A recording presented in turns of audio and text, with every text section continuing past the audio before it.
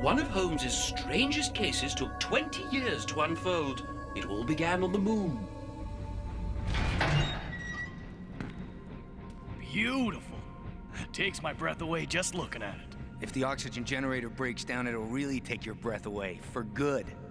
Come on, you can wax poetic later. We've got work to do. You filed the papers like I told you? No. There was a power failure in Galileo City and... What do you mean, no? I told you I wanted them filed today. You trying to pull something on me, Shalto? No. Cool it, Morstan. All the offices were closed because of the outage. I'll go later. Make sure you do. We're sitting on a fortune here. Don't worry, I'll... Moonquake! Come on! No, it's too dangerous! Stay then, I'm getting out of here. No! Morstan, are you all right? I'll get help.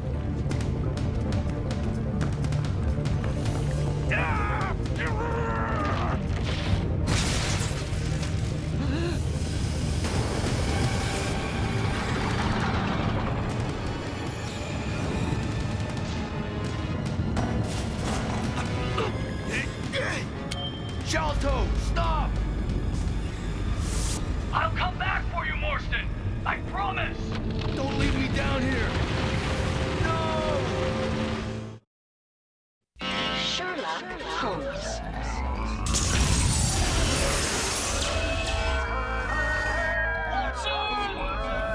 Bring Sherlock Holmes back to life. Back to life. It's elementary, my dear Watson. Sherlock Holmes in the 22nd century. Sherlock Holmes in the 22nd century.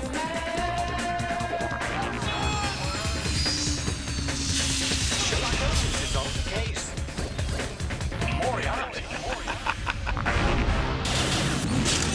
Sherlock Holmes is on the case. Sherlock Holmes in the 22nd century. Sherlock Holmes in the 22nd century. Sherlock Holmes in the 22nd century. Sherlock Holmes in the 22nd century. Elementary, my dear Watson.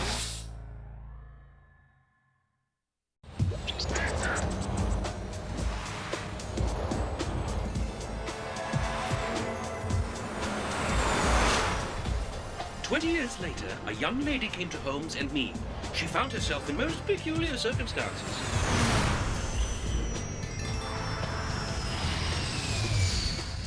And you know Holmes. He simply could not resist getting involved. This case already presents an interesting challenge, Watson. I say, Holmes, this is too much. How do you know the young lady's not selling vacuum cleaners or some such? Eyes and brains, sir. Eyes and brains.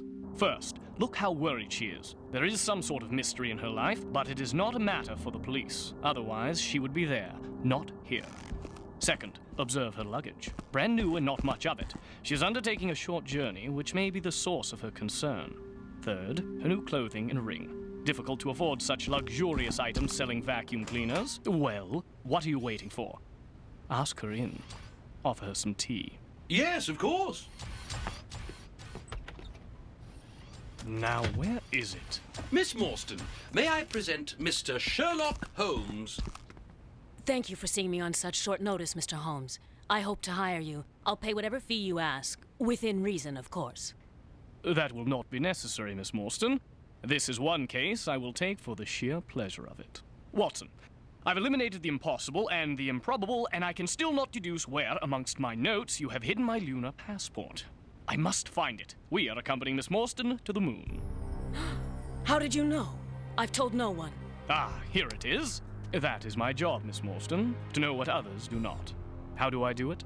Simple, really. I deduced you were going to the moon because you are wearing these, lunar striders. Shoes which are heavily weighted to give you stability in the low lunar gravity, but cause no end of discomfort while on Earth, and cannot help but make noise whenever you walk. And not to mention the fact that there is a lunar shuttle ticket protruding from your bag.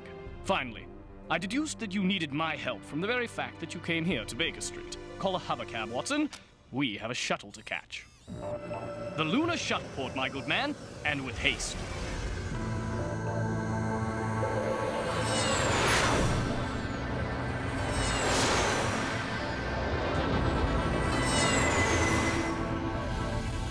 If I am to help you, Miss Morstan, I must know everything. Why don't you start at the beginning? Okay, but there's not really much to tell. I'm an orphan. My mother died in childbirth. My father traveled to the moon before I was born. He went missing and was never heard from again. A few days ago, I received an envelope containing this ring. With it was this mysterious letter from someone named Thad Sholto. He said, You've been done a great wrong, Miss Morstan. I will explain everything when we meet in person. he asked me to come to the moon. He even included a lunar shuttle ticket, and he said if I felt nervous about going alone, I should bring someone I trusted. So I came to you, Mr. Holmes. You did the right thing, Miss Morstan. Most interesting. The letter was mailed in New London. This leads me to believe that the man who sent it is the same man who followed us to the shuttle port. Huh?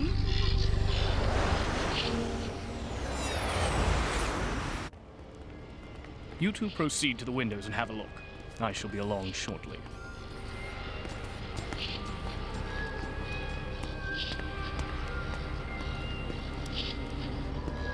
So this Sholto fellow said he would meet you here? Yes, he said to wear this ring. Mr. Thad Sholto, I presume? Yes, and you are? Sherlock Holmes. At your service. Pardon me, but one cannot be too careful. What was in that envelope you sent Miss Morstan? A Copernican ring, a shuttle ticket, and a letter. Why do you ask? Just making sure you are the same man who sent the letter. Come, Miss Morstan is most anxious to hear what you have to say about all this.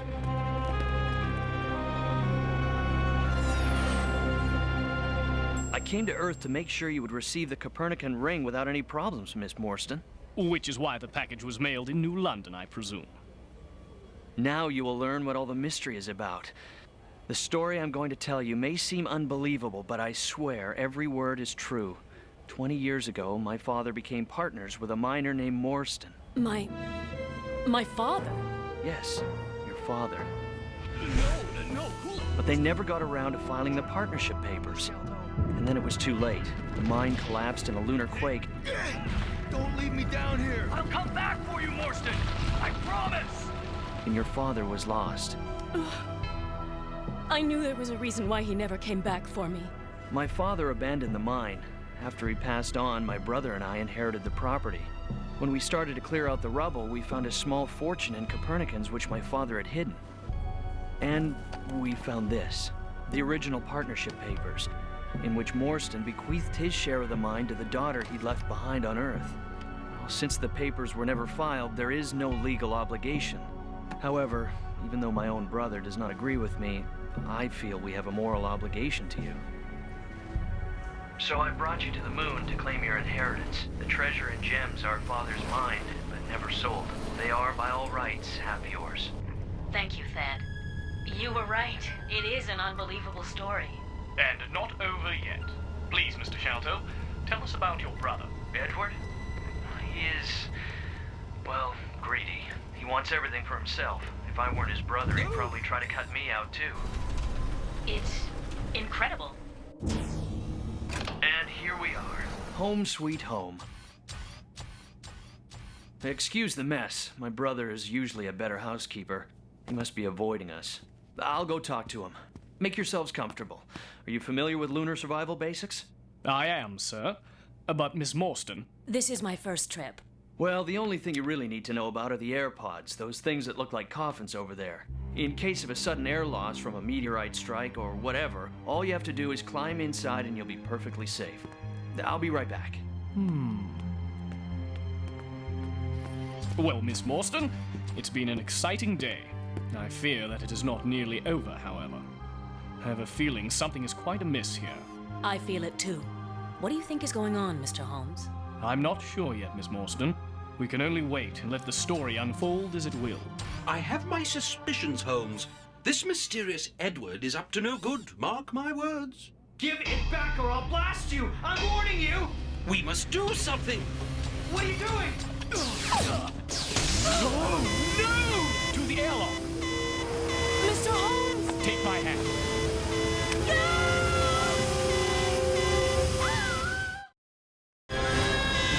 The coffee table, Watson! Block the hole with it! Brilliant, Holmes!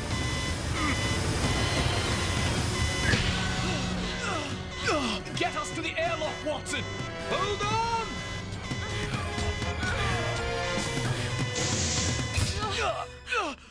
You must suit up! The oxygen generators will automatically shut down as the pressure drops. Stay here, Miss Morstan. Watson and I will look upstairs.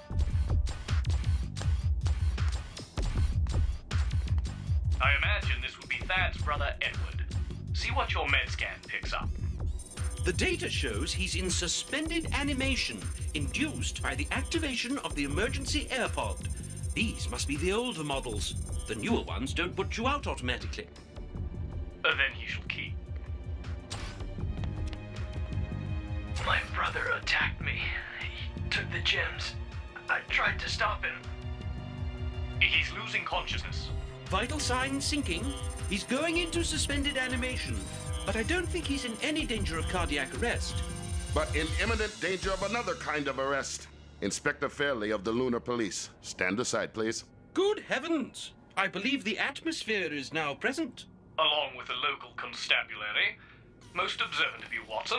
Allow me to introduce myself, Inspector Fairley. I know who you are, but you have no authority up here. We can solve our own cases, thank you. Take him to the hospital for revivification along with his brother, but keep him under armed guard. Wait! Young Thad did nothing. It was his brother Edward behind it all. His brother, who is unconscious in an air pod and cannot defend himself? His brother, who called us fearing for his life? Really? What do you mean fearing for his life? We are the ones who were almost sucked into the vacuum of space. Listen for yourself. This is an emergency. My life is in danger. My brother's outside. He's trying to steal my gems and get rid of me.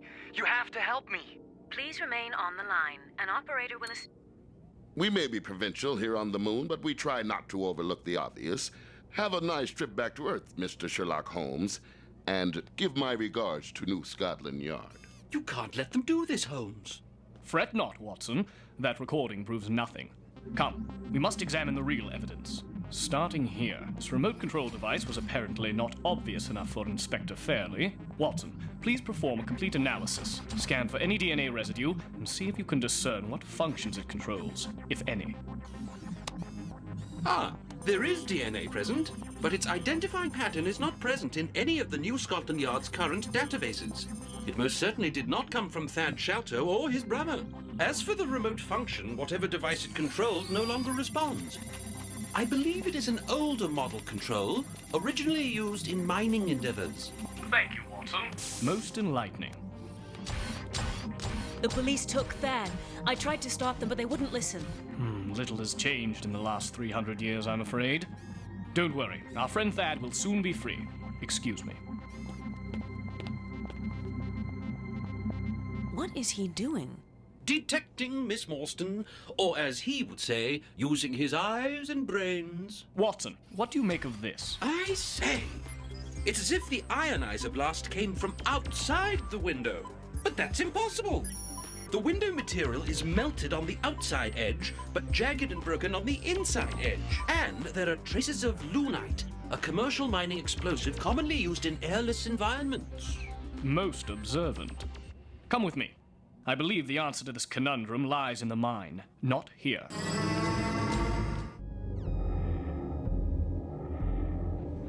Is this where my father was lost? Yes.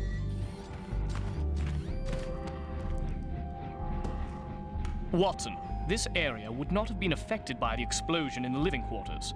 Scan the area for any recent traces of lunite residue. I believe it will lead us to the answers we seek. Interesting.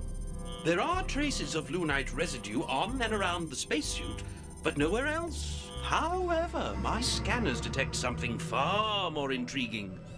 A biological life form hiding behind this air grate. Stop! We're coming after you!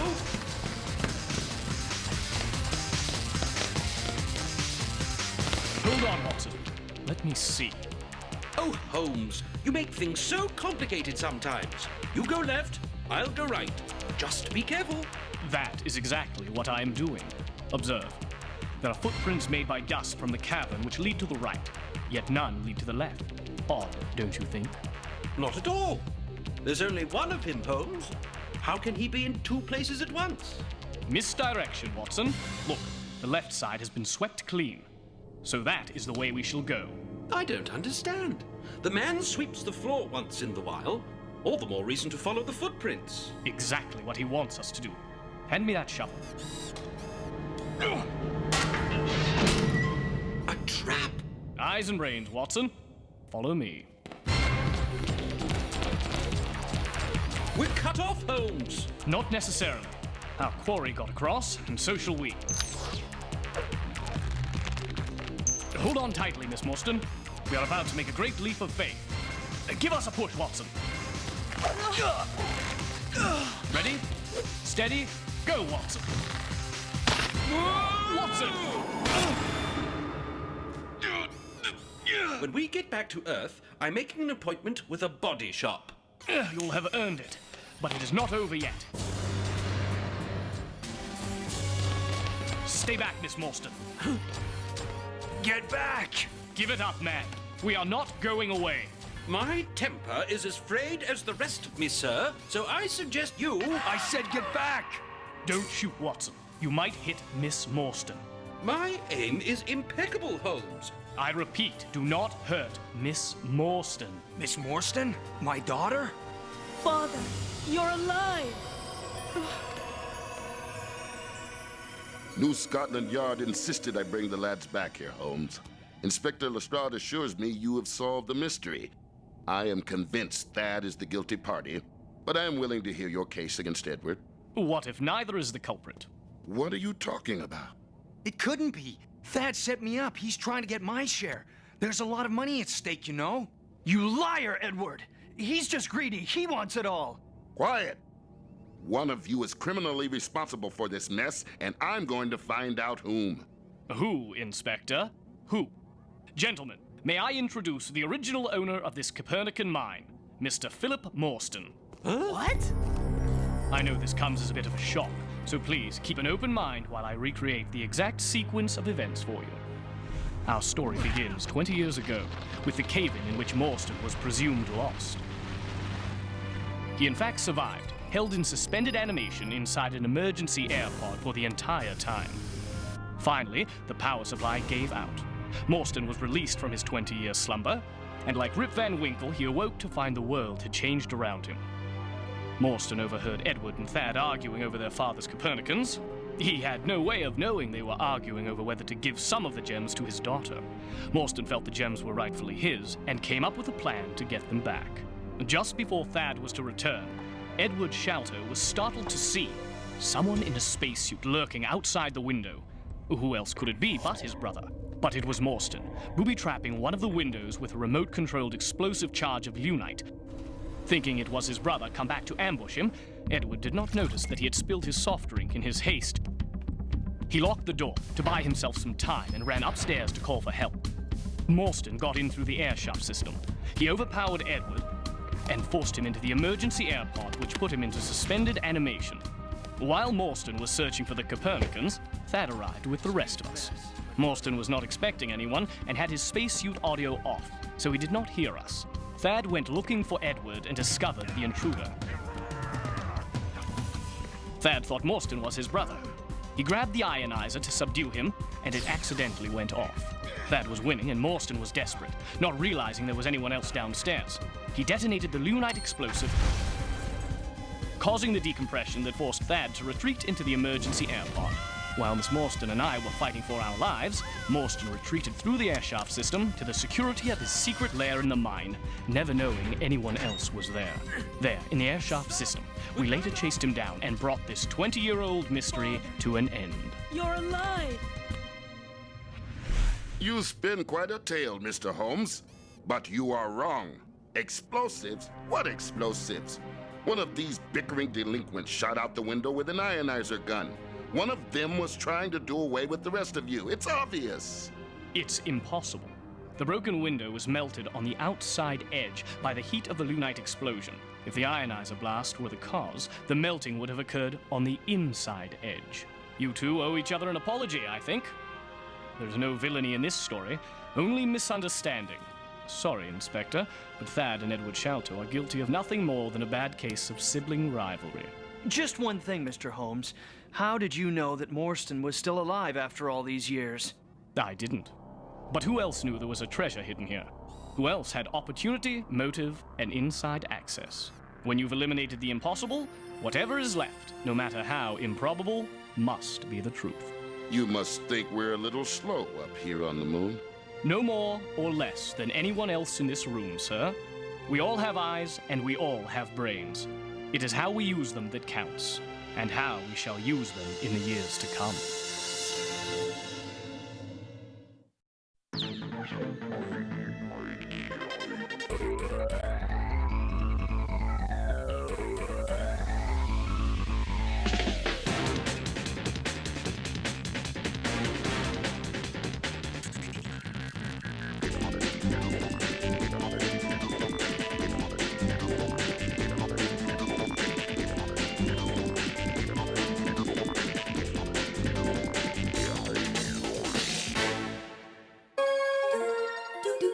D